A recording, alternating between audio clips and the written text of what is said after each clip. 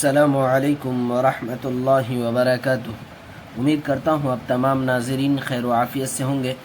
الحمدللہ رب العالمین والصلاة والسلام علی سید الانبیاء والمرسلین، اما بعد۔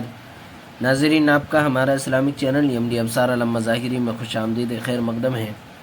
ناظرین، آج کا ہمارا سبق حدیث نمبر 37 ہے۔ آج ہم حدیث نمبر 37 کو پڑھنا سیکھیں گے، تو چلیے ناظرین شروع کرتے ہیں۔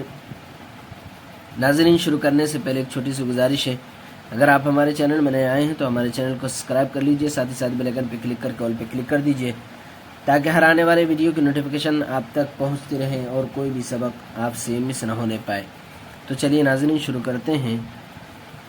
اعوذ باللہ من الشیطان الرجیم، بسم اللہ الرحمن الرحیم۔ قال رسول اللہ صلی اللہ علیہ وسلم، انما الاعمال بالخواتیم، انما الاعمال بالخواتیم۔ ترجمہ: رسول اللہ صلی اللہ علیہ وسلم نے ارشاد فرمایا، سب اعمال کا اعتبار خاتمہ پر ہے، سب اعمال کا اعتبار خاتمہ پر ہے۔